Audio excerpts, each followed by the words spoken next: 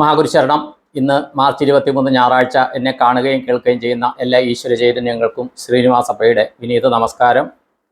അപ്പോൾ ഇന്നലെ മെസ്സേജ് വന്ന ഒരുമാതിരി എല്ലാ ആൾക്കാരെയും ഞാൻ റെസ്പോണ്ട് ചെയ്തിട്ടുണ്ട്. എല്ലാവരെയും വിളിച്ചു എന്ന് അവകാശപ്പെടുന്നില്ല. കാര്യം എന്താ വെച്ച് കഴിഞ്ഞാൽ ദിവസം വളരെയധികം മെസ്സേജ് വരുന്നുണ്ട്. ഇന്നലെ രാത്രി കിടക്കുമ്പോൾ എല്ലാ മെസ്സേജിനും ഒന്നുമില്ല ഇമോജിയെങ്കിലും ഇട്ടിട്ടുണ്ട്. അപ്പോൾ ഇന്നൊരു മെസ്സേജ് ഇത് കണ്ടു, എൻ്റെ നമ്പർ സേവ് ചെയ്തിട്ടുണ്ട്, ദക്ഷിണ കിട്ടിയവരെയും കിട്ടാത്തവരെയും വിളിക്കുന്നതായി പറയുന്നു, വിളിക്കുമോ എന്ന് നോക്കാമെന്ന് പറയുന്നു. ദയവ് ചെയ്ത് ആരും പരീക്ഷിക്കരുത്. മെസ്സേജ് അയക്കുന്ന എല്ലാവരെയും വിളിക്കാൻ പറ്റുമെന്ന് എനിക്ക് അവകാശപ്പെടാൻ പറ്റുകയില്ല. കാര്യം ഒരു ദിവസം വിളിക്കാവുന്നതിൻ്റെ പരിധിയില്ലേ, ഒരു പരിമിതിയില്ലേ, ഒരു മനുഷ്യന് വർക്ക് ചെയ്യാവുന്ന പരിമിതിയില്ല. അതുകൊണ്ട് ഞാൻ വിളിക്കുമോ വിളിക്കുകയില്ല എന്ന് പരീക്ഷിക്കാനോ പരീക്ഷണങ്ങൾക്ക് ഇരിക്കരുത്. പിന്നെ രണ്ടാമത്തെ കാര്യം, ഇതിലിടുന്നവർ, ഈ മെസ്സേജ് ഇടുന്നവർ പലരും ആ മെസ്സേജിൻ്റെ അതിൻ്റെ പേര് പറയുന്ന 45 56 അങ്ങനെ എന്തോ ആണെന്ന്. ഈ ഒരു മെസ്സേജ് ഉണ്ടായിരുന്നു ലച്ചു എന്ന് പറഞ്ഞിട്ട്. അപ്പോൾ എന്നെ വിളിച്ചില്ല എന്ന് പലതിൽ കണ്ടിട്ട് ഞാൻ ഈ ലച്ചു എന്നുള്ള പേര് തപ്പിക്കൊണ്ടിരിക്കുക. ലാസ്റ്റാണ് മനസ്സിലായത് ലച്ചു എന്നുള്ള മോളുടെ പേരാണ് വെച്ചാണ് യൂട്യൂബിൽ കമൻ്റ് ഇടുന്നത്. ഈ വ്യക്തിനെ ഞാൻ ഓൾറെഡി വിളിച്ചു കഴിഞ്ഞു. വിളിക്കണതിന് മുമ്പത്തെ കമൻ്റാണ് ഞാൻ കാണുന്നത് കേട്ടോ. അപ്പോൾ ദയവ് ചെയ്ത് അങ്ങനെ വിളിക്കില്ല എന്നുണ്ടെങ്കിൽ നിങ്ങളുടെ വാട്സാപ്പിൽ അറിയിച്ച പേര് ആ കമൻറ്റിൽ എഴുതിയാൽ ഞാൻ നോക്കാം, ഞാൻ വിളിക്കാം, എനർജി കണക്ഷൻ കിട്ടാം. കാര്യം യൂട്യൂബിൽ പേര് വെളിപ്പെടുത്താണ്ട് ഒരു കോഡ് ഇടും, എന്നിട്ട് എനിക്ക് മെസ്സേജ് അയക്കും. അപ്പോൾ ദയവ് ചെയ്ത് അങ്ങനെയൊന്നും എന്നെ പരീക്ഷണ വിധേയമാക്കരുതെന്ന് വിനീതമായിട്ട് അപേക്ഷിക്കുന്നു. ഇപ്പോൾ രാവിലെ 9 മണിക്ക് എൻ്റെ അടുത്ത ബന്ധു വൈഫിൻ്റെ നമ്പറിൽ വിളിച്ചിട്ട്, കാര്യം ആ സമയത്ത് എൻ്റെ ഉപാസനയൊക്കെ കഴിഞ്ഞിട്ട് ബ്രേക്ക്ഫാസ്റ്റ് കഴിഞ്ഞ് സമയമാണ്. ഇതെടുത്തപ്പോൾ ശ്രീനിവാസനെ വിളിച്ചു കഴിഞ്ഞാൽ എപ്പോഴും എൻഗേജ്ഡ് ആണല്ലോ എന്നാണ് പറയുന്നത്. കാര്യം അടുത്ത ബന്ധുക്കളോട് ഞാൻ സംസാരിച്ചിട്ട് ദിവസങ്ങളായി, സത്യം അതാണ്. ഇപ്പോൾ ഇന്നലെ ഞാൻ പറഞ്ഞിരുന്നു അനന്തരവളുടെ വീട്ടിൽ പോയിരുന്നു എന്ന് പറഞ്ഞു. അവിടെ എറണാകുളത്ത് തന്നെയാണ് താമസിക്കുന്നത് എന്ന് പറഞ്ഞാൽ ജോലി എറണാകുളത്തായതുകൊണ്ട് ടെമ്പററി എറണാകുളത്ത് താമസിക്കുന്നതുകൊണ്ട് അവിടെ. എന്നിട്ടും അവിടെ പോയിട്ട് ഞാൻ സംസാരിച്ചുകൊണ്ടിരിക്കുകയായിരുന്നു ആൾക്കാരുടെ അടുത്ത്. അപ്പോൾ ദയവ് ചെയ്ത് അവിടെ എൻ്റെ ഇത് വർക്ക് ചെയ്യാഞ്ഞിട്ട് അവിടുത്തെ വൈഫൈ ഉപയോഗിച്ചാണ് ഞാൻ സംസാരിച്ചത് ഇന്നലെ. അതുകൂടാണ്ട് ഇന്നലെ കുറച്ച് പേരെ കണ്ടു, നേരിട്ട് കാണാൻ സാധിച്ചു. അമ്പലങ്ങളിൽ പോയപ്പോൾ നേരിട്ട് കാണാൻ സാധിച്ചു. അപ്പോൾ എന്നാലാകുന്നത് എനിക്ക് ആരെയും ബോധിപ്പിക്കാനല്ല, ഞാൻ എൻ്റെ ധാർമ്മികമായ ബാധ്യത എന്ന് കണ്ടുകൊണ്ട് തന്നെയാണ് ഇത് ചെയ്യുന്നത്. എൻ്റെ ഉത്തരവാദിത്വം എന്ന് കണ്ടുകൊണ്ട് തന്നെയാണ് ചെയ്യുന്നത്. ഞാൻ വിളിച്ച് സംസാരിച്ച ആൾക്കാർ, സംസാരിക്കാൻ എനിക്ക് ഭാഗ്യം സിദ്ധിച്ചവർ, അതേ ഞാൻ പറയുള്ളൂ, അവർക്കറിയാം ഞാൻ എങ്ങനെ സംസാരിച്ചു ഇതാണ്. അപ്പോൾ ഇങ്ങനത്തെ കമൻറ്റ് വിളിക്കുമോ എന്ന് നോക്കാമെന്നൊക്കെ പരീക്ഷിച്ചിരിക്കുന്നവരെ യൂണിവേഴ്സ് പരീക്ഷിപ്പിച്ചിരുത്തുകയുള്ളൂ, ഒരു സംശയമില്ലാത്ത കാര്യം. ഞാൻ ചെയ്യുന്നത് എന്തെന്ന് എനിക്കും എന്നോട് കോൺടാക്ട് ചെയ്തവർക്കും അറിയാം. എനിക്ക് അത്രമാത്രമേ പറയാനുള്ളൂ. വേറെ കാര്യം എന്ന് വെച്ച് കഴിഞ്ഞാൽ ആരെങ്കിലും GP അയക്കുന്നുണ്ടെങ്കിൽ ആരും അയക്കുന്നുണ്ടെങ്കിൽ വളരെ കുറച്ചാണ്, പക്ഷേ അതിൽ ദയവ് ചെയ്ത് നമ്പർ ഇടുക. കാര്യം എനിക്ക് കോൺടാക്ട് ചെയ്യണം. കാശ് കിട്ടുമ്പോൾ, ദക്ഷിണ കിട്ടുമ്പോൾ അതിൻ്റെതായ ഉത്തരവാദിത്തം കാണിക്കേണ്ടതുണ്ട്. അപ്പോൾ അതുകൊണ്ട് അതില്ലാത്തവരിലും, കാര്യം ഈ കോള് ചെയ്യുമ്പോൾ ആര് ദക്ഷിണ അയച്ചു ഇല്ല എന്നൊന്നും ഞാൻ നോക്കുന്നില്ല. അത് എൻ്റെ ഒരു എൻ്റെ ഒരു ഘടകമല്ല അത്. പക്ഷേ ചിലർ ഒരു പക്ഷേ അവരുടെ എന്തെങ്കിലും കാര്യങ്ങൾ ആയിരിക്കാം, അല്ലെങ്കിൽ സങ്കല്പം കൊടുക്കാനായിരിക്കാം. അപ്പോൾ ദയവ് ചെയ്ത് ആ GP അയക്കുമ്പോൾ നിങ്ങളത് അതിൽ നമ്പർ നോട്ട് ചെയ്യുക, കോൺടാക്റ്റ് നമ്പർ നോട്ട് ചെയ്യുക. അതുപോലെ തന്നെ അതിൻ്റെ സ്ക്രീൻഷോട്ട് വേണമെങ്കിൽ വാട്സാപ്പിൽ അയക്കുക. അപ്പോൾ എനിക്കറിയാൻ പറ്റും ഇന്ന ആൾ അയച്ചിട്ടുണ്ടെന്ന്. അല്ലാണ്ട് വഴിയില്ല. അത്രയ്ക്ക് അധികം കോളുകളും മെസ്സേജുകളാണ് എനിക്ക് വരുന്നത്, സത്യം പറയാം. അപ്പോൾ യൂണിവേഴ്സ് എന്നെ തിരഞ്ഞെടുത്തതിന് എനിക്ക് വളരെയധികം സന്തോഷമുണ്ട്. അതാണ് ഏറ്റവും വലിയ കാര്യം. പിന്നെ വേറൊരു കാര്യം എന്താണെന്ന് വെച്ച് കഴിഞ്ഞാൽ, ഇപ്പോൾ പല ആൾക്കാരുടെയും നക്ഷത്രം, ദശ, അതിൻ്റെ കാര്യത്തിലൊക്കെ പല ആൾക്കാർക്കും സംശയമുണ്ട്. അതിന് ഞാൻ ഓരോ ഗ്രഹത്തിൻ്റെ ഇത് വെച്ചിട്ട് ഞാൻ ഓരോ ചെറിയ വീഡിയോ ചെയ്യാം. ഓരോ നക്ഷത്രം എന്തൊക്കെ റെഡി ഇരിക്കണറായിട്ടുണ്ടെന്ന്. പല ജ്യോതിഷന്മാരെ കണ്ട് പരിഹാരങ്ങൾ ഇതൊക്കെ ചെയ്തിട്ടും കാര്യങ്ങൾ അവർ വിചാരിച്ച പോലെ മുന്നോട്ട് പോകുന്നില്ല എന്നുള്ള ധർമ്മസങ്കടത്തിലാണ്. അപ്പോൾ അതിന് നിങ്ങളാൽ എന്ത് ചെയ്യാൻ പറ്റും, നമ്മളാൽ എന്ത് ചെയ്യാൻ പറ്റുമെന്ന് എൻ്റെ ഗുരു പറഞ്ഞു തന്ന ടെക്നിക്കുകൾ ഞാൻ ഇന്നും നാളെയായിട്ട് ചെറിയ വീഡിയോ ആയിട്ടിടാം. അപ്പോൾ കുറേ കാര്യങ്ങൾ നിങ്ങൾക്ക് തന്നെ അതിൽ പ്രതിവിധികൾ ചെയ്യാൻ പറ്റും. വേറൊരു കാര്യം, ഇപ്പോൾ കോൽത്തിരി കത്തിക്കാവോ എന്ന് ചോദിച്ചു. ഈ കോൽത്തിരി പറയുന്നത് പലർക്കും അതിൻ്റെ സജഷൻ കൊടുത്തത് എന്താണെന്ന് വെച്ച് കഴിഞ്ഞാൽ, അവരുടെ കുടുംബദേവതകൾക്ക്, പരദേവതകൾക്ക്, അവരുടെ കുടുംബപരമായിട്ടുള്ള ഉപാസനാമൂർത്തികൾക്ക് പ്രീതിപ്പെടുത്താനാണ് അക്കോൽത്തിരിയുടെ പരിഹാരം പറഞ്ഞത്. അതെൻ്റെ ഗുരു പറഞ്ഞു തന്നൊരു കാര്യമാണ്. അക്കോൽത്തിരിയുടെ പരിഹാരം പറഞ്ഞത് അതൊരു സങ്കല്പം വെച്ച് ചെയ്യണതാണ്, അത് സങ്കല്പശക്തിയിൽ വെച്ച് ചെയ്യണതാണ്. അതെല്ലാവരും ചെയ്യണമെന്ന് അഭിപ്രായമില്ല. കാര്യം എല്ലാവരും തുളസിക്ക് വിളക്ക് വയ്ക്കുന്നതാണ്. അതിൻ്റെ എനർജി ലെവൽ വേറെയാണ്, ദയവ് ചെയ്ത് മനസ്സിലാക്കും. പിന്നെ ഒരു കാര്യം എന്ന് വെച്ചാൽ, ഇന്നലെ കുട്ടികളോട് കുറച്ച് പേരോട് സംസാരിച്ചു. അതൊരു കുട്ടി, ഒരു ഫാമിലിയിലെ കുട്ടീനെ നേരിട്ട് കണ്ടു. അപ്പോൾ ആ കുട്ടി അമ്പലത്തിൽ വെച്ചാൽ കണ്ടത്. ആ കുട്ടി എന്താണെന്ന് വെച്ച് കഴിഞ്ഞാൽ പബ്ലിക് സ്പേസിൽ പോയാൽ വിയർക്കുന്നു. ഡിഗ്രിക്ക് പഠിക്കുന്ന കുട്ടിയാണ്, മനസ്സിലായി. അതൊക്കെ ഒരു എനർജിയുടെ ഇതാണ്. പക്ഷെ അവിടെ വന്നപ്പോഴത്തേക്കും ഞാൻ ചോദിച്ചു വിയർക്കുന്നുണ്ടോ എന്ന് ചോദിച്ചു, ഇല്ല എന്ന് പറഞ്ഞു. അപ്പോൾ അങ്ങനെ കുറച്ച് എനർജി കുട്ടികളോട് സംസാരിക്കുന്നതാണ് ഏറ്റവും വലിയ ഇഷ്ടം. ഞാൻ അവരോട് പറയാറുണ്ട്, എത്ര അമ്മാവന്മാരുണ്ട്, ഓക്കെ, ഒരമ്മാവനെ കൂടി കിട്ടിയെന്ന് വിചാരിക്കും എന്ന് പറയാറുണ്ട്. കാര്യം എന്താണെന്ന് വെച്ച് കഴിഞ്ഞാൽ ചിലർ സംസാരിക്കുമ്പോൾ 25-30 വയസ്സിൽ താഴെയുള്ള ടീനേജുള്ള കുട്ടികൾ സംസാരിക്കുമ്പോൾ അവർ ചെറുപ്പത്തിൽ തന്നെ തിരുവണ്ണാമല പോയി വന്നവരാണ്. എന്ത് ഭാഗ്യം ചെയ്തത്. ഞാൻ പോകുന്നത് 56 വയസ്സ് കഴിഞ്ഞ് 57 ആകുമ്പോഴാണ് എനിക്കതിനുള്ള ഭാഗ്യം കിട്ടിയത്. പക്ഷേ അതിൽ എനിക്ക് ഒരു നിമിത്തമാകാൻ കഴിഞ്ഞത് അവിടെ ചെന്നിട്ട് ആ എനർജി, തേങ്ങയുടെ എനർജി കണ്ടത് എല്ലാവരും അത്ഭുത സ്തബ്ധരെ.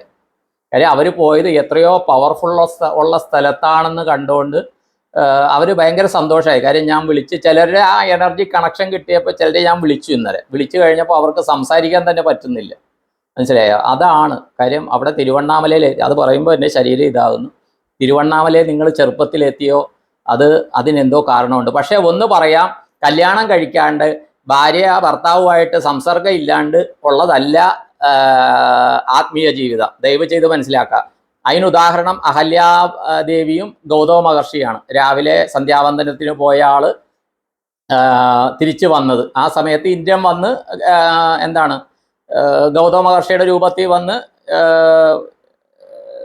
അഹല്യാദേവിയുടെ അടുത്ത് വേഴ്ച നടത്തി. അത് വേറെ ഇത്. പക്ഷേ ആ സമയത്ത് ഈ മഹർഷിമാരും സ്ത്രീ പുരുഷ ബന്ധം ഉണ്ടായിരുന്നു എന്നുള്ളത് മനസ്സിലാക്കുക. കാര്യം പലരും 35-36 വയസ്സ് എനിക്ക് സന്യസിക്കണം ഇതെന്നൊക്കെ പറയുന്നുണ്ട്. ദയവ് ചെയ്ത് മനസ്സിലാക്കുക, സന്യാസത്തിന് ഒരു പ്രായമുണ്ട്. അഥവാ അല്ലെങ്കിൽ നിങ്ങൾ സന്യാസി യോഗമാണ്, പ്രവജ്യ യോഗമാണെങ്കിൽ ചെറുപ്പത്തിൽ തന്നെ, ഇപ്പം ശങ്കരാചാര്യ സ്വാമികൾ, സ്വാമി വിവേകാനന്ദൻ എന്നൊക്കെ പറഞ്ഞ പോലെ തന്നെ ചെറുപ്പത്തിൽ തന്നെ അത് യൂണിവേഴ്സ്, ദൈവം എന്ന് പറയുന്ന ശക്തി നിങ്ങളെ കൊണ്ടുപോകും. ഇപ്പോൾ നിങ്ങൾ ഗാർഹസ്ഥ ജീവിതത്തിൽ വന്നിട്ടും ലൗകിക ജീവിതത്തിൽ വന്നിട്ടുണ്ടെങ്കിൽ നിങ്ങൾ അത് പൂർണ്ണമായിട്ടും ശരീരം കൊണ്ടും മനസ്സുകൊണ്ടും പ്രവൃത്തി കൊണ്ടും വാക്കുകൊണ്ടും എല്ലാം അതിൽ 100% പ്രതിബദ്ധത പുലർത്തുവാൻ ബാധ്യസ്ഥരാണ്. ഇല്ലെങ്കിൽ അത് കാർമിക് എഫക്റ്റ് ഉണ്ടാകും. അതുകൊണ്ട് ഭാര്യാഭർത്തൃ ബന്ധം അതൊക്കെ ഇമ്പോർട്ടൻ്റ് ആണ് ഇതിനകത്ത്, കേട്ടോ. അത് ഞാൻ ഓപ്പൺലി പറയുകയാണ്. പലരോടും പേഴ്സണലി സംസാരിക്കുമ്പോഴത്തേക്കും മനസ്സിലാകുന്ന ചിലർക്ക് വ്രതം ഇത് പുരുഷന്മാർക്ക് ശാരീരിക ആവശ്യങ്ങൾ കൂടുതലാണ്. ദയവ് ചെയ്ത് മനസ്സിലാക്കുക, കേട്ടോ. സ്ത്രീകൾക്ക് അത്രയും ഇല്ല. അപ്പോൾ ഇതിൽ കൂടുതൽ ഞാൻ പറയുന്നില്ല, ഓക്കെ. അപ്പോൾ ദയവ് ചെയ്ത് അത് മനസ്സിലാക്കുക. കുടുംബജീവിതത്തിൽ നല്ല രീതിയിൽ കുടുംബജീവിതം ആ ഹാർമണിയോടുകൂടി ആ ഒരു രീതിയിൽ പോകുന്നതാണ് ഈശ്വരനിഷ്ടം. അതുകൊണ്ടാണ് ഏറ്റവും അവസാനത്തെ അവതാരമായിരുന്ന ശ്രീകൃഷ്ണൻ 16,008 ഭാര്യമാരുണ്ടായിരുന്നു. അവരോട് ഒരേ സമയം രമിച്ചിരുന്നു എന്നൊക്കെ പറയുന്നത് കലികാലത്തിൽ കുടുംബജീവിതത്തിന് അല്ലെങ്കിൽ സ്ത്രീ പുരുഷ ബന്ധത്തിന് എന്തുമാത്രം പ്രാധാന്യമുണ്ട് എന്ന് മനസ്സിലാക്കാനാണ്. അപ്പോൾ കലികാലത്തിൽ വേദവ്യാസ മഹർഷി പറഞ്ഞിട്ടുണ്ട്, കലിയിൽ എന്തൊക്കെ നടക്കും, ധർമ്മം 25% ഉള്ളൂ എന്നൊക്കെ പറഞ്ഞിട്ടുണ്ട്. പക്ഷേ ഈ 25% ധർമ്മം ഉള്ളിടത്തും 144 വർഷത്തിലെ കുംഭമേള നടന്നു. പല അമ്പലങ്ങളും പുനരുദ്ധരിച്ചു, പലയിടത്തും ദൈവിക ചടങ്ങ് നടക്കുന്നു, എല്ലാ ക്ഷേത്രങ്ങളിലും വർഷത്തിലൊരിക്കൽ സപ്താഹം നടക്കുന്നു, സർപ്പക്കാവുലുകളിൽ തളിച്ചുകൊട നടക്കുന്നു, തുള്ളൽ നടക്കുന്നു, സർപ്പം തുള്ളൽ നടക്കുന്നു, അല്ലെങ്കിൽ വീടുകളിൽ ഭഗവത് സേവ ഗണപതി ഹോമം നടക്കുന്നു, ക്ഷേത്രങ്ങളൊക്കെ പുനരുദ്ധരിച്ച് നല്ല രീതിയിൽ ചടങ്ങുകൾ നടക്കുന്നു, അല്ലേ? അപ്പൊ ഈ 25% ധർമ്മം മതി ഈ കലികാലത്തിന്. അതാണ് ദൈവം തീരുമാനിച്ചത്. 25% ധർമ്മം ഉണ്ടാകുമ്പോൾ ഇത്രയൊക്കെ വൈഭവമായിട്ട് കാര്യങ്ങൾ നടക്കുന്നത്. പ്രത്യേകിച്ച് ഭാരതദേശത്തിൽ നമ്മൾ നിൽക്കുക. ഒരു കാര്യം മാത്രം മനസ്സിലാക്കുക, നമ്മൾ പുരാണത്തിൽ വാൽമീകി രാമായണത്തിലും പറയുന്നുണ്ട് പാലാഴി മതൻ. അപ്പോൾ പാലാഴി മതനം അന്ന് കഴിഞ്ഞു, കാളകുട വിഷം വന്നു, മഹാദേവൻ കുടിച്ചു, പിന്നെ അമൃത് വന്നു, ദേവന്മാരെടുത്തു, ലക്ഷ്മി ദേവി വന്നു, സരസ്വതി വന്നു, ഒക്കെ ശരിയാണ്. പക്ഷേ ഇപ്പോഴും ഈ യൂണിവേഴ്സ് എന്ന് പറയുന്നത് പോസിറ്റീവ് ആൻഡ് നെഗറ്റീവിൻ്റെ ഹർഷണം നടക്കുകയാണ് യൂണിവേഴ്സിൽ. അപ്പോൾ ഈ പാലാഴി മതനം എന്ന് പറയുന്ന കാര്യം ഈ യൂണിവേഴ്സിൽ നടക്കുന്നുണ്ട്. യൂണിവേഴ്സിൽ സൃഷ്ടി നടക്കുന്നുണ്ട്, മനസ്സിലായി? സൃഷ്ടി നടക്കുന്നുണ്ട്, പുതിയ പുതിയ ഗ്രഹങ്ങൾ വരുന്നുണ്ട്, തമോകൃത്തങ്ങളാകുന്നുണ്ട്, ഇതൊക്കെ നടക്കുന്നുണ്ട്. ഇതിൻ്റെ എനർജീസ് കംപ്ലീറ്റ് വ്യാപരിക്കുന്നുണ്ട്. അതിൻ്റെതായ ഈ എനർജീസിൽ നമുക്ക് പോസിറ്റീവ് വേണോ പോസിറ്റീവ് അല്ലാത്തത് വേണോ എന്ന് നമ്മൾ ചിന്തിക്കുക. രണ്ടാമത്തെ കാര്യം എന്താണെന്ന് വെച്ച് കഴിഞ്ഞാൽ നമ്മൾ എഴുതിയ പരീക്ഷയുടെ റിസൾട്ടാണ് നമുക്ക് കിട്ടുന്ന അനുഭവങ്ങൾ, മനസ്സിലാക്കുക. അത് നല്ല രീതിയിൽ ആണ് പരീക്ഷയിൽ അപ്പിയർ ചെയ്തതെങ്കിൽ നല്ല രീതിയിലുള്ള അനുഭവങ്ങളും, നല്ല രീതിയിലല്ല എങ്കിൽ കുറച്ച് സപ്ലികളും ഒക്കെ വരും. അപ്പം ജീവിതത്തിൽ സപ്ലികൾ വരുമ്പോൾ അതിൽ തിരിച്ചറിവുണ്ടാകണം. ഞാൻ പറഞ്ഞു, എനിക്ക് ഇത്രയും തിരിച്ചറിവ് വന്നത് എനിക്ക് ബൈപ്പാസ് സർജറിയാണ്. മനസ്സിലായി. അത് ദശാസന്ധി കാലഘട്ടത്തിലാണ് 50 എന്താണ് 2018 നവംബറിലാണ് അത് നടന്നത്. അപ്പോൾ 6 വർഷം കഴിഞ്ഞു. മനസ്സിലായി എന്ന് പറഞ്ഞാൽ ഇപ്പോൾ എനിക്ക് 56, ഈ ജൂലൈ ആകുമ്പോഴേ 57 വയസ്സാകുന്നു. എൻ്റെ 50 വയസ്സിലാണ് അത് നടന്നത്. അത് കഴിഞ്ഞത് തിരിച്ചറിയാം. അപ്പം നമ്മൾ ഇങ്ങനത്തെ ഒരു പ്രതിസന്ധി ഘട്ടത്തിലൂടെ, ശാരീരികവും മാനസികവും പ്രത്യേകിച്ച് സാമ്പത്തികവുമായ പ്രതിസന്ധി ഘട്ടത്തിലൂടെ പോയെങ്കിൽ മനസ്സിലാക്കുക, ദൈവം എന്ന് പറയുന്ന ശക്തി, യൂണിവേഴ്സ് എന്ന് പറയുന്ന ശക്തി നമ്മളെ ഒരു പരീക്ഷണത്തിലൂടെ അല്ലെങ്കിൽ പരീക്ഷയിലൂടെ കടത്തിവിടുകയാണ്. മഹാഭാരത യുദ്ധത്തിൽ ഭീഷ്മാചാര്യർ, ദ്രോണാചാര്യർ അവരെയൊക്കെ കണ്ട്, ബന്ധുബാന്ധുക്കൾ ശത്രുപക്ഷത്ത് നിൽക്കുന്ന കണ്ട് എന്ത് ചെയ്യണം ദൈവമേ എന്ന് വിചാരിച്ച് തലയിൽ കയ്യും വെച്ച് താഴത്ത് കുത്തിയിരുന്ന അർജുനൻ കുത്തിയിരുന്നത് കൊണ്ടാണ് ഭഗവാൻ ശ്രീകൃഷ്ണന് ഭഗവത്ഗീതോപദേശം നൽകി ലോകത്തിന് കംപ്ലീറ്റ് മാർഗനിർദ്ദേശം നൽകാൻ സാധിച്ചത്. അത് ആ ദ്വാപരയുഗത്തിന്റെ അവസാനത്തിൽ നടന്ന മഹാഭാരത യുദ്ധം. അതിൽ അർജുനൻ എന്തുകൊണ്ട് ഇത് മൂഢനായിരുന്നു? അത് ഈ ഭഗവത്ഗീത എന്ന് പറയുന്ന സന്ദേശം ഏറ്റവും നല്ല മാനേജ്മെന്റ് ബുക്ക് എന്നാണ് വിദേശത്തുള്ളവർ പറയുന്നത്. അത് ജനങ്ങൾക്ക് എത്തിക്കാനായിരുന്നു. അപ്പോൾ നമ്മൾ അനുഭവങ്ങളിലൂടെ പോകുമ്പോൾ നമ്മൾ യൂണിവേഴ്സിന്റെ പരീക്ഷയ്ക്ക് വിധേയരായിക്കൊണ്ടിരിക്കുകയാണ്. ആ പരീക്ഷയിൽ നിന്ന് കിട്ടിയ തിരിച്ചറിവ്, അതിൻ്റെ നന്മ ഒരു സമയത്തും മനസാ വാചാ കർമ്മണ നമ്മളിൽ നിന്ന് വിട്ടുപോകരുത്. അത് വളരെ ശ്രദ്ധിക്കേണ്ട ഒരു കാര്യമാണ്. അപ്പൊ നമ്മൾ ഇങ്ങനെ പരീക്ഷയിൽ വിധേയരായിട്ട് യൂണിവേഴ്സിനെ അധീനപ്പെട്ട് നടക്കുമ്പോൾ നമ്മളെ പരീക്ഷണ വിധേയരാക്കുന്ന പലരും കാണും. ചിലപ്പോൾ നമ്മളെ കളിയാക്കുന്നവർ കാണും, വാക്കുകൊണ്ടോ നോക്കുകൊണ്ടോ പ്രവൃത്തി കൊണ്ടോ കളിയാക്കുന്നവർ കാണും, അല്ലെങ്കിൽ നമ്മളിടുന്ന യൂട്യൂബിലോ എന്തിലെങ്കിൽ കമൻ്റ് ഇടുന്നവരൊക്കെ കാണും. അതൊക്കെ അവരുടെ പരീക്ഷണങ്ങളാണെന്ന് മനസ്സിലാക്കുക ദയവ് ചെയ്ത്. അപ്പോൾ നമ്മൾ ഏത് സമയത്തും പാലാഴി മതനത്തിലെ പക്ഷത്ത് നിൽക്കുന്ന ആൾക്കാരാണ്. ദേവപക്ഷത്ത് നിൽക്കണോ അസുരപക്ഷത്ത് നിൽക്കണോ, നമ്മുടെ പ്രവൃത്തി വെച്ചിട്ട് ദേവാസുര പക്ഷത്ത് നിൽക്കണോ എന്നുള്ളതാണ്. ഭഗവത്ഗീത കൃഷ്ണൻ തന്നെ പറഞ്ഞിട്ടുണ്ട്, 3 തരത്തിലുണ്ട് പ്രവൃത്തികളുണ്ട്: സാത്വികം, രാജസം, താമസം. സാത്വികം എന്ന് പറഞ്ഞാൽ എല്ലാവർക്കും നന്നാകണം എന്നുള്ള മനോഭാവം. രാജസം എന്ന് പറഞ്ഞാൽ ഞാൻ പിടിച്ച മുയലിന് 3 കൊമ്പായി, സ്വന്തം കാര്യം സിന്ദാബാദ് എന്നുള്ള രീതി. താമസം എന്ന് പറഞ്ഞാൽ ആർക്കെന്ത് പറ്റിയാലും കുഴപ്പമില്ല, എൻ്റെ കാര്യം മാത്രം നടക്കണമെന്ന്. മനസ്സിലായി? രാജസം അങ്ങനെയല്ല, ഞാൻ നേടിയത് വിജയിക്കണം, അതിൻ്റെ പങ്ക് ബാക്കിയുള്ളവർക്ക് കൊടുക്കണം എന്ന് പറഞ്ഞാൽ രാജധർമ്മം പാലിക്കുന്നവന് രാജസ്. അവർ പറയുന്നത് വിജയിക്കണം, പക്ഷെ അവരെല്ലാവരെയും പരിഗണിക്കും. സാത്വികം എന്ന് പറഞ്ഞാൽ എല്ലാവരുടെയും കൂട്ടത്തിൽ നമുക്ക് പോയാൽ മതി എന്നുള്ള വിചാരിക്കുന്ന ആൾക്കാർ. താമസം എന്ന് പറഞ്ഞാൽ വേറെ എന്നും നമുക്ക് പ്രശ്നമല്ല, നമ്മുടെ കാര്യം നമുക്ക് നടക്കണം, നമുക്ക് സമയത്ത് ആഹാരം കിട്ടണം, സമയത്ത് ഇത് ചെയ്യണം, വീട്ടിൽ ബാക്കിയുള്ളത് കഴിച്ചോ ഇല്ലെന്നൊന്നും നോക്കേണ്ട കാര്യമില്ല, അങ്ങനത്തെ മനോഭാവം. അപ്പോൾ ഈ സാത്വികം, രാജസം, താമസം എന്നുള്ളതിൽ നമ്മൾ എങ്ങനെ നിൽക്കണം? രാജസത്തിലെങ്കിലും നിൽക്കാൻ ശ്രമിക്കുക. ഇത്രയും പറഞ്ഞുകൊണ്ട് നിർത്തുന്നു. അപ്പോൾ വേറൊന്ന് പറയാം, മെസ്സേജ് അയക്കുന്നവരിലെ ഞാൻ എൻ്റെ സങ്കല്പത്തിൽ ഉൾപ്പെടുത്തിയിട്ടുണ്ട്, എൻ്റെ ഉപാസനയിൽ ഉൾപ്പെടുത്തിയിട്ടുണ്ട്, മറുപടി തന്നിട്ടുണ്ട്. അല്ലെങ്കിൽ പ്രത്യേക ആവശ്യം പറഞ്ഞ ആൾക്കാർക്കാണ് ഞാൻ മറുപടി നൽകിയിട്ടുള്ളത്. അല്ലെങ്കിൽ അവരെ ചിലപ്പോൾ അപ്രതീക്ഷിതമായിട്ട് ഞാൻ കോൾ ചെയ്യാറുണ്ട്. മിക്കതും വോയിസ് കോളാണ് ചെയ്യുന്നത്. മനസ്സിലായോ? വൈഫൈ ഉണ്ട്, വോയിസ് കോളാണ് ചെയ്യുന്നത്. വിളിച്ച് കിട്ടിയില്ലെങ്കിൽ ഞാൻ പറയാറുണ്ട്, ഞാൻ വിളിച്ചിട്ട് കിട്ടിയില്ല എന്ന് ഞാൻ പറയാറുണ്ട്. ദയവ് ചെയ്ത് മനസ്സിലാക്കുക, 101% സത്യസന്ധമായിട്ട് ഞാൻ എൻ്റെ ധാർമ്മിക ബോധത്തോടെ കാര്യങ്ങൾ ചെയ്യുന്നുണ്ട്. അത് ആർക്കെങ്കിലും എൻ്റെ കോള് കിട്ടാണ്ടുണ്ടെങ്കിൽ ഞാൻ നിരുപാധികം ക്ഷമ ചോദിക്കുന്നു. ഇനിയും വിളിക്കാൻ ശ്രദ്ധിക്കാം. ഒരു കാര്യം മാത്രം പറയാം. ഇപ്പോൾ കഴിഞ്ഞ ആഴ്ച ഈ സമയത്ത് ഞാൻ തിരുവണ്ണാമല കയറിക്കൊണ്ടിരിക്കുകയാണ്. ഇപ്പോൾ സമയം എന്തായി? 9:45. ഈ സമയത്ത് തിരുവണ്ണാമല കയറി എനർജി നോക്കുന്ന സമയമാണ്. അതിൻ്റെ എനർജി ശരീരത്തുണ്ട്. അപ്പോൾ ഈ ആറ്റുകാൽ പൊങ്കാലയ്ക്ക് മുമ്പ് മെസ്സേജ് അയച്ചവരിൽ ഞാൻ സേവ് ചെയ്ത എല്ലാവർക്കും റിപ്ലൈ അയച്ചു കഴിഞ്ഞു, അല്ലെങ്കിൽ ഇമോജി അയച്ചു കഴിഞ്ഞു. ചിലർ ഒരു മെസ്സേജ് അതിന് മുമ്പ് 1-ാം തീയതി ഫെബ്രുവരി ലാസ്റ്റോ അല്ലെങ്കിൽ മാർച്ച് 1, 2 ഒറ്റ മെസ്സേജ് അയച്ചു, ഒരു യൂട്യൂബ് കണ്ട് മെസ്സേജ് അയച്ചു. അതിലൊന്നും നമുക്ക് കാര്യം അത്രയും ആൾക്കാർക്ക് അതൊരു മെസ്സേജ് വന്നത് 1000-ലധികം മെസ്സേജുകൾ വന്നു. അപ്പോൾ കുറേ എണ്ണം ഞാൻ ഇതൊന്നും ഇല്ലാത്തതുകൊണ്ട് ഡിലീറ്റ് ചെയ്ത് വിട്ടു. സത്യം പറയുകയാണ് കേട്ടോ, ഞാൻ സേവ് ചെയ്യാണ്ട് ഡിലീറ്റ് ചെയ്ത് വിട്ടു. ചെയ്തത് തെറ്റാണെങ്കിൽ ക്ഷമ ചോദിക്കുന്നു. കാര്യം അല്ലാണ്ട് എനിക്ക് മാനേജ് ചെയ്യാൻ പറ്റാത്ത അവസ്ഥ വന്നു. ഒരേ ഫോണിലാണ് ഈ കാര്യങ്ങളൊക്കെ വരുന്നത്. പിന്നെ 2 ഫോൺ വാങ്ങിച്ചിട്ട് കാര്യങ്ങൾ മാനേജ് ചെയ്ത് പോവുകയാണ്. അപ്പോൾ ഇനിയും ആരെങ്കിലും മെസ്സേജ് അയച്ചിട്ട് കോണ്ടാക്ട് ചെയ്തില്ല എന്നുണ്ടെങ്കിൽ ദയവ് ചെയ്ത് 2ാമത് മെസ്സേജ് അയക്കുക. ദയവ് ചെയ്ത് ഡിഫാൾട്ട് ടൈമർ വെച്ചിട്ട് മെസ്സേജ് അയക്കാണ്ടിരിക്കുക. ഞാൻ സേവ് ചെയ്യില്ല. കാര്യം ഞാൻ എല്ലാവരുടെയും ജാതകം അത് ഇതൊക്കെ സ്റ്റാർ വെച്ച് സേവ് ചെയ്യുന്ന ആളാണ്, ഫ്യൂച്ചർ റെഫറൻസിന് വേണ്ടി. അപ്പോൾ ഡിഫാൾട്ടർ ടൈമർ വെച്ചാൽ എനിക്ക് സേവ് ചെയ്യാൻ പറ്റാത്തതുകൊണ്ട് ഞാൻ അവരുടെ സേവ് ചെയ്യാറില്ല. ഞാൻ പറയും ഡിഫാൾട്ട് ടൈമർ മാറ്റാൻ പറയും. അപ്പോൾ ഡിഫാൾട്ട് ടൈമർ മാറ്റാൻ അറിയില്ലെങ്കിൽ നിങ്ങളുടെ കുട്ടികൾ, വീട്ടിലെ ആരുടെയെങ്കിലും കുട്ടികളോട് പറഞ്ഞിട്ട് ഇങ്ങനെ ഇന്ന ആളുടെ എന്ന് പറഞ്ഞാൽ ഓരോ വ്യക്തികൾക്കാണ് ഡിഫാൾട്ട് ടൈമർ വെക്കണതെന്ന് തോന്നുന്നു. ഈ ആളുടെ ഡിഫാൾട്ട് ടൈമർ മാറ്റിത്തരാൻ പറയുക.